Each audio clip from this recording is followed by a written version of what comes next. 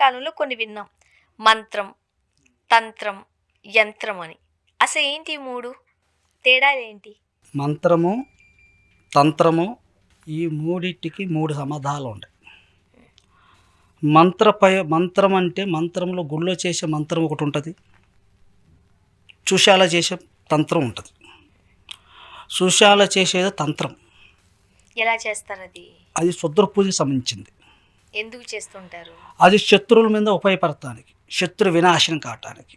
మన గెట్టిన వాళ్ళు, మనలంటే పడిన వాళ్ళు, వాడు అంతం కావాలి, లేదా వాడి దగ్గర వాడి భార్యను మనం ఆశించి చేసేవాళ్ళు కొంతమంది ఉంటారు, ధనాన్ని ఆశించి చేసేవాళ్ళు కొంతమంది ఉంటారు, డబ్బుని ఆశించి చేసేవాళ్ళు, లేదా వాడు బాగుపడుతుంటే వీడు గెట్టగా, వీడు మనశ్శాంతి లేక, అరే నిన్న మొన్న ఒక తీరుగా ఉండేవాడు, నిన్న మొన్న మనం చెప్పిన విధంగా నడిచేవాడు, ఈ రోజుకు వచ్చి గొప్ప స్థాయిలో వెళ్ళిపోతున్నాడు, గొప్పగా బతుకుతున్నారు, వీన్ని భూమికి లాగాలి అని దుష్ట చూపుతో ఎదురుపడి దెబ్బతీయలేక ఇలాంటి తంత్రాలు చేపిస్తుంటారు.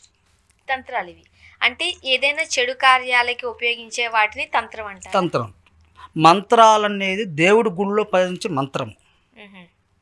మనకి అర్చన, అభిషేకం మంత్రాలే కదా. మన మంత్రాలు అంటాం కానీ తంత్రాలు అన్నాం గుళ్ళో. అలాగే మంత్రాలు చేసేది గుళ్ళో మంత్రాలు, అమ్మవారి పూజలు చేసేది మంత్రాలు. ఏ దేవుడి పూజ అయినా, ఏ దేవుడి కార్యమైనా మంత్రాలతో చేస్తాం. చెడు పోయాలంటే తంత్రం, చెడు పబాపాలు. ఈ చెడు పబాపాలు ఎలా ఉంటాయంటే మనిషి గెట్టక, మనిషి వారసు లేక, వాడు బాగుపడుతున్న చూసి వారు లేక, లేదా వారి దగ్గర ఏదైనా వస్తువుని సాధించలేక కావాలని కోరుకుంటాము, లేదా వాడి భార్యని కావాలని కోరుకుంటాము, లేదా వాడి ధనం కావాలని కోరుకుంటాము, లేదా వాడి దగ్గర బంగారం కావాలని కోరుకుంటాము, లేదా వీడు మనకన్నా పేదవాడు కావాలని కోరుకుంటాము. ఇలా ఒక దుష్ట ఆలోచనలు ఉంటాయి ప్రతి ఒక్క మనిషికి. మనం అంటే ఎవరైతే మనకి గిట్టిన వాళ్ళ గురించి ఆలోచించే ఆలోచన ప్రతి ఒక్క మనిషి మైండ్లో ఇది ఉంటుంది. వెళ్ళినప్పుడు వాడు బలవస్తుడు, ఎదురుపడి దెబ్బ కొట్టలేము, కేసులు పడినా వాడే గెలుస్తాడు, కోర్టుకి వెళ్ళినా వాడే గెలుస్తాడు, వాడమంటే 10 మంది జనాభాపాపం ఉండు. మరి వీడిని ఎలాగ దెబ్బ కొట్టాలి? దేంట్లో దెబ్బ కొట్టలేము, కేసు పెట్టినా దెబ్బ కొట్టలేము, ఎమ్మెల్యే దగ్గర పోయిన పబాపం ఉందని ఈ యొక్క మనిషి పరంగా ఆలోచించి లోపుగా తీరై దీన్ని మన పేరు బయటికి రాకుండా అంటే తంత్రం చేయాలి. అంటే ఇప్పుడు స్ట్రైట్కి వెళ్తే పని అవుతుంది కాబట్టి పక్కదారిలో వెళ్తారు. స్ట్రైట్గా కట్టలేరుగా, వాళ్ళు కూడా దొరికిపోతారుగా. ఇప్పుడు వీడు తిరిగి దెబ్బ కొట్టినా కొట్టింది నేనే అని సంగతి తెలుస్తుంది. వాడు తిరిగి ఎమ్మటి నన్ను దెబ్బ కొడతారు. దాని ఫలితం ఏంది?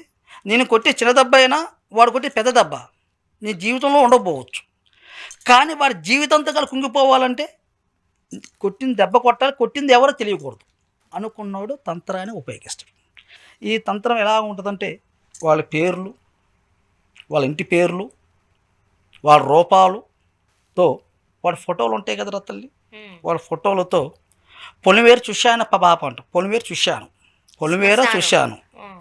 ఆ సుశానంలో పొలిమేర మట్టితో బొమ్మని చేసి ఆ బొమ్మకి వాడు ఫోటో పెట్టి, వాడు ఏ విధంగా అనుకుంటే నష్టపోవాలనుకుంటే నష్టపోయే తంత్రము, మరణించాలనుకుంటే మరణించే తంత్రము, మరణించడం కూడా చంపేయచ్చా, మరణించే తంత్రము, లేదు ఆర్థికంగా కుంగిపోవాలి,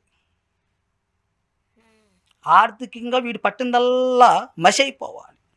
ఇప్పుడు పట్టుకున్నల్లా బంగారం అవుతుంది వీడికి, దానివల్లగా నిక్కుతున్నాడు వీడు, కానీ వీడు అంతమైపోవాలి, పట్టినల్లా మసి అయిపోవాలనేట్టుగా మన తంత్రము ఈ 3 విధాలుగా ఉంటుంది. అంటే దేనికి కావాలంటే తంత్రపరంగా చేయవచ్చు. ఈ 3 మంత్ర ప్రభావాలు ఎప్పుడైతే ఉంటాయి, ఈ 3 మంత్రాలు ఏది చేసినా ఇతర వాడికి నష్టం. అంటే మనం ఏ అబ్దిక్తి పేరు మీద మనం చేపిస్తున్నామో వాళ్ళకి నష్టం కలిగే అవకాశాలు ఉంటాయి. తంత్రానికి వచ్చేది మంత్రం అంటే శాంతి, సుఖశాంతులు, మనశ్శాంతి, దోషములు, ఏది నాగదోషములు, శని దోషములు, రావుకేతువులు, ఇలాంటి దోషాలకు చేసేది మంత్రం. అర్థమవుతుందమ్మా? మంత్రం అనేది ఇలాంటి దోషాలకు మంత్రాలు ఉపయోగిస్తారు. ఏది నాగదోషానికి, శని దోషాలకి, ఏందా రావుకేతులకి, గ్రహాలకి, పంచభూతాలకి మంత్రాలతో అభిషేకం చేస్తారు. అది మంత్ర పూజలు. యంత్రం అంటే ఏంటి? యంత్రాలంటే ఇప్పుడు అమ్మవారు ఇప్పుడు మన శాతవాడ ప్రయత్నం మనం ఏదైతే చేస్తున్నామో ఇట్లా చేసిన దానికి ప్రమాదం పెట్టినట్టుగా మన దాన్ని తిప్పేయాలిగా. ఏరవాళ్ళు మన మీద చేసిరు, తెలిసింది, మరి ఆ సమస్య వచ్చింది, మన ప్రమాదం ఉంది, మరి దాని నుంచి బయటకు వెళ్ళాలంటే యంత్రం వేయాలి. యంత్రం వేయాలి. ఇప్పుడు మన దగ్గర మన మీద ఏదైనా చెడు ప్రయోగం జరిగింది ఎలా తెలుసుకోగలుగుతాం? దాన్ని ఎలా తెలుసుకోవాలనుకుంటే తల్లి, కుటుంబంలో చిన్నగా భార్య భర్తల నుంచి మొదలవుతుంది సమస్య. ఎప్పుడైనా సరే భార్య భర్తల మధ్య గొడవ, భార్య భర్తల నుంచి మొదలై పిల్లల మీదకి వస్తుంది. పిల్లల మీద నుంచి వచ్చేసి మన బతుకుదేరు మీదకి వెళ్తుంటుంది. బతుకుదేరు మీదకి వచ్చేసి ఇక ప్రతి ఒక్క విషయము వ్యతిరేకంగా, ఇబ్బందులుగా, ఏది చేసినా దళ్ళుగాటము, మనుష్యాంతం ఉండకపోవటము, భయాందోళన కలుగుతాము, నేను రోజు రోజుకు దిగజారిపోతున్నా ఇందా అని ఆలోచిస్తాము. ఈ విధంగా జరుగుతుంటుంది.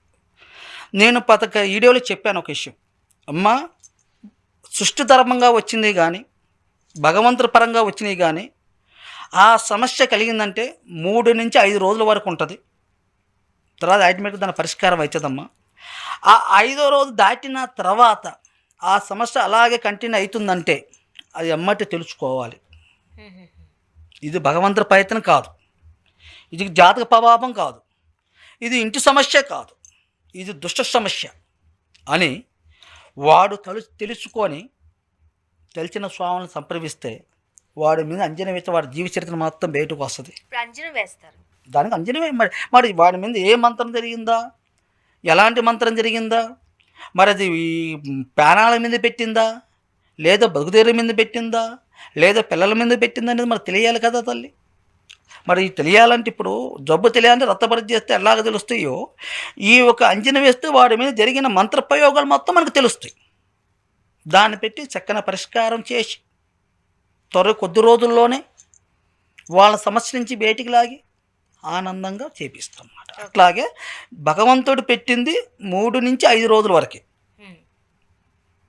జాతపరంగా వచ్చిన అంతే. అంత మించి దాటిందంటే సమస్య ఖచ్చితంగా అది మంత్రప్రయోగం అనేది అర్థం చేసుకోవాలి. రోజులు దాటాయంటే ఎవరో మన పైన చెడు ప్రయత్నం చేసినట్టుగానే భావించుకోవాలి. ఒకటి. రెండోది మనం దాటి వచ్చి మన రోడ్డు తెచ్చుకునేవి కూడా ఉంటాయి కదా తల్లి, ఆ పాపాలు కూడా అలాగే ఉంటాయి. ఓకే, మరి ఎలాగా యంత్రం ద్వారా దాటిని తీసివేస్తారు?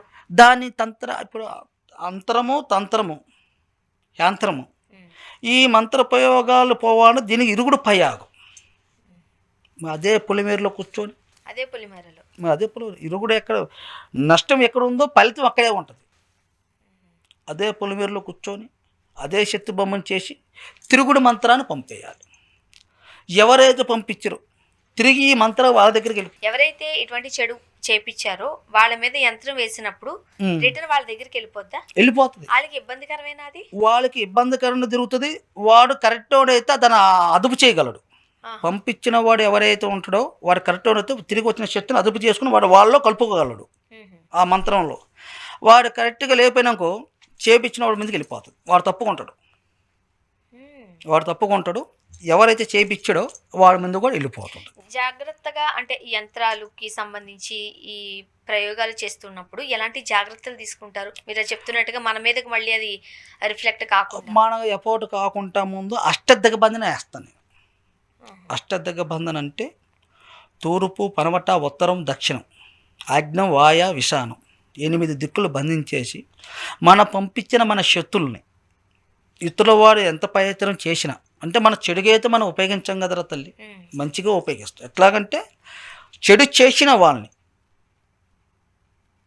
ఆ చెడు నుంచి చావు బతుకులను బతికేస్తాం. మంత్రప్రయోగం చేసిన వాడిని ఆ మంత్రప్రయోగం చేసేస్తాం.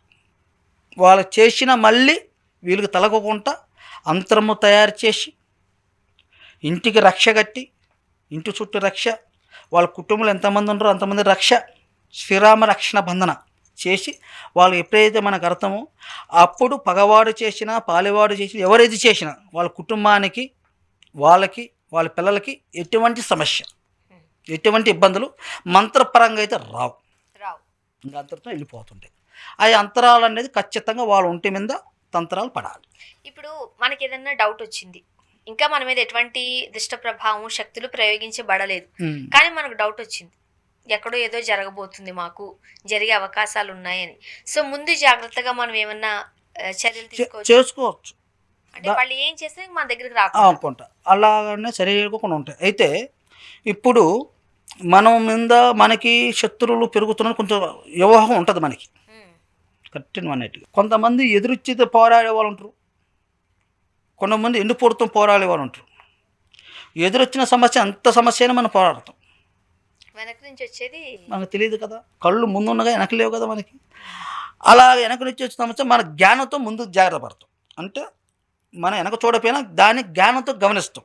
అంటే నువ్వు పలానా ఇట్లా ఉండరు, వాళ్ళు నిన్నమ్మని మన కళ్ళ ముందు కనపడరు, ఇవాళ మన కళ్ళ ముందు కనపడట్లే, అంటే వాళ్ళు ఏదో జరుగుతుంది, అయితే నా మీద ఏ ఖర్చు చేస్తుండ్రు. అయితే విషయం ఏంటంటే వాళ్ళు మంత్రాలకు పోతారని చెప్పి ఎవరికి అనుకోలేరు. అదే అదే అంటే కేసు పెడతాము, గొడవగా రావటము, లేదా మన మీద లేనిపోయిన పుహారు పుట్టిస్తాము, ఇట్లా చేస్తారు వాళ్ళు. లేదా మన మీద లేనిపోయిన కేసులు పెట్టి వ్యవహారం చేస్తారు, లేదంటే ఇంటి ముందు గొడవలు తీసుకుంటారు వస్తారు అన్నట్టుగా ఆలోచిస్తారు తప్ప మంత్రప్రయోగంతో నష్టపడితే ఇది ఒక మంత్రప్రయోగం ఒకటి ఉంది, ఇది చేస్తారు, దీనివల్ల నష్టపడతాం అని చెప్పేసి ఎవరి మైండ్లో కూడా ఆలోచన ఉండదు. బాగా అర్థం చేసుకో, దాన్ని ఊహించలేరు. కొంతమంది ఊహిస్తారు. అంటే పెద్ద తత్వం ఉంటుంది కదా, పెద్దవాళ్ళు వయసులో అనుభవించిన వాళ్ళు, పెద్ద ఆరు పోడు తిరిగిన వాళ్ళు కొంతమంది ఊహిస్తారు. ఏది భగవంతుని నమ్మినవాడు, భగవంతుని నమ్మినవాడు ఖచ్చితంగా ఇది ఊగిస్తాడు. భగవంతుని మీద ఏముంది, ఇది మూఢనమ్మకమేలే, జరిగేది ఏముంది, ఏదో చెబుతుంటారు అనుకున్న వాళ్ళు దీన్ని గమనిలో పెట్టరు. కానీ దెబ్బ తిరిగిన తర్వాత అర్థమవుతుంది. దెబ్బ అరే ఆ రోజు ఉందమా నిజమే అన్న ఒక విషయం మనం ఏర్పడుతుంది.